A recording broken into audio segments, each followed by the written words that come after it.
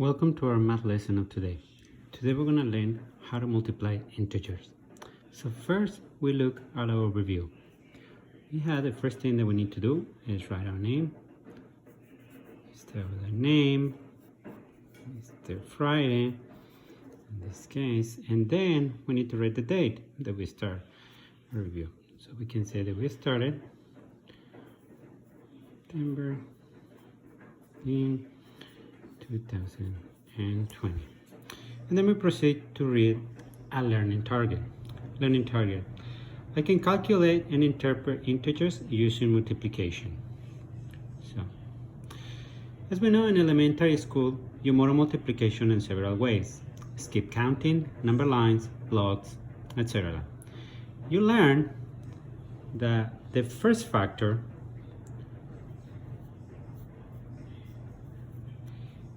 tells you how many groups do we need to make to represent our expression. The second factor, that will be the first factor, and this could be the second factor. The second factor tells you how many units are in each group, and at the end the result is the product, the total with which you end. So for example, let's use this space to make a couple examples. Here, example, we can have the first group as the following. We have a row. We have one group here, another group here, and another group here. And we have 1, 2, 3, 4, and 5. 1, 2, 3, 4, and 5. 1, 2, 3, 4, and 5. And we have a model that represents a group of 3 rows, and we have 5 units in each group. We can also use the number line, so we can use the space here to represent a number line that can show us the same number of groups. So we can start from 0, and then we can have a group that covers here all the way to 5, and then we can have the next group that represents another 5, and then we have 10, and if we have 5 more, yes, you guys right, we have 15. So we have 3 groups, and there are 5 units in each group, and 5 units in here as well. So then this is a vocabulary for our lesson. So in this case we have expression, we have the product, model, and evaluate. And then we come to discover here our multiplying integer rules. So we have the first one is positive times a positive equals a positive. Negative times a negative equals a positive. And this third one, positive times a negative equals a negative. And negative times a positive equals a negative number. So let's see if we can have an example for each one of these two.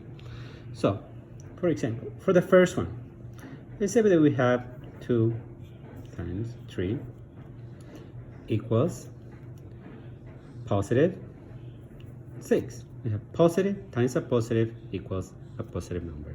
And the second number, negative 2 times negative 3. Then we have, first of all, negative times a negative, we're going to have a positive number here. And we have the same result, 6. Forgot to include this one here. Then we move to our third rule, positive times a negative. So we can have a positive times a negative equals a negative. So you can try this and start with the signs first. Okay, and we have the same result. We have 6. And then we move to the last one, which is negative times a positive equals a negative. So I have negative 2 times positive 3, And if I go back to my rule, negative times a positive equals a negative, I know that I will have negative 6 right here. Now, we move to our first problem here that we have. So, let's say that we have the problem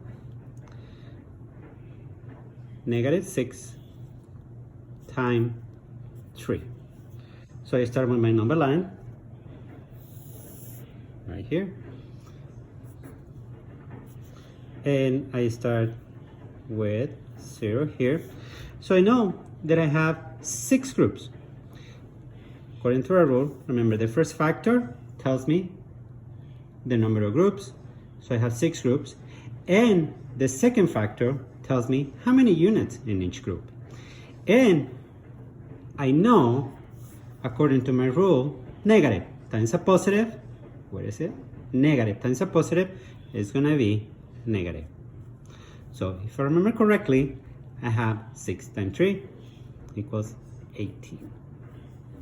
So now I go back to my number line, and I know that I'm gonna be right here, which negative 18 is the opposite of positive 18 here.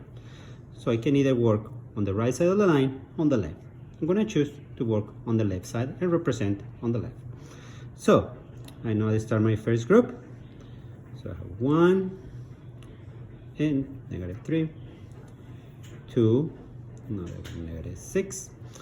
I have one more group, and I have negative 9. I have one more group, and I know that I have negative 12. Sorry about that. Then I go one more, and I know that I have negative 18. And I'm going to extend my line a little bit more so I can get to my final answer, which is negative 18. And I can represent here. And in case that I go the way, also remember the negative 18 is the opposite of positive 18 as well here. So now here I'm going to look at my problems that I have, the problems that I need to use so I can do pause and try. So I am going to look at the following problems that I have and the number line. So I'm going to look at my board, and I know that Mr. Friday has posted those problems. So I know that the first one is 2 times negative 3, and I can use my number line here. I think I can fit it right there. There you go. And I can use here for 0. And first of all, I go back to my rule, right? So I know that I have a positive number. So positive, I have a negative on the other side, which is the second factor. So I do 2. Sorry, I do positive times a negative. I know that the answer is going to be a negative number. 2 times 3. I know that I have 2 groups of negative 3. So I know the answer is going to be negative 6. So look at my number line, and I know that I need to have 2 groups.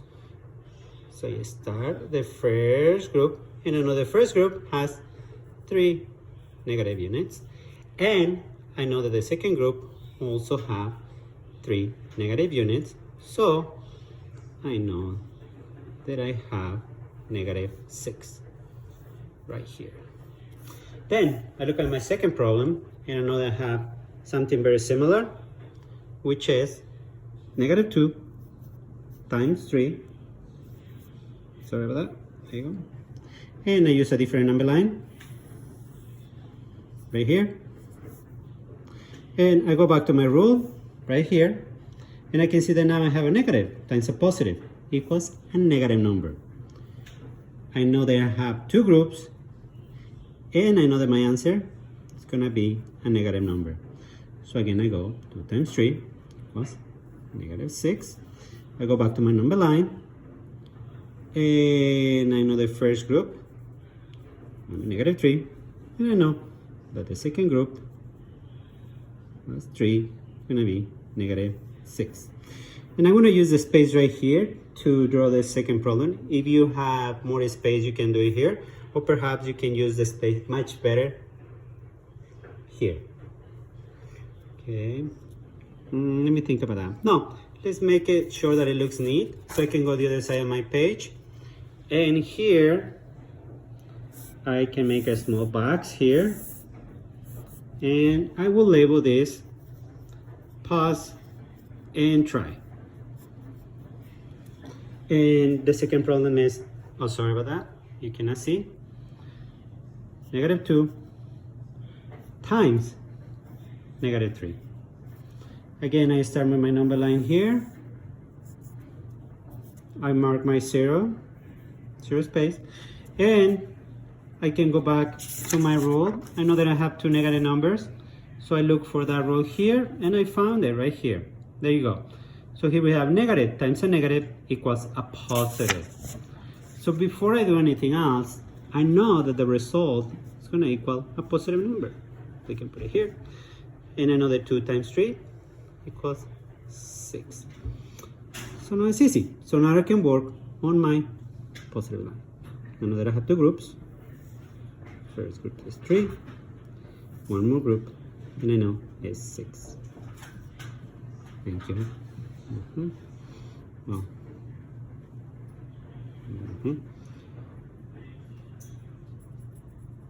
And that is our lesson for today.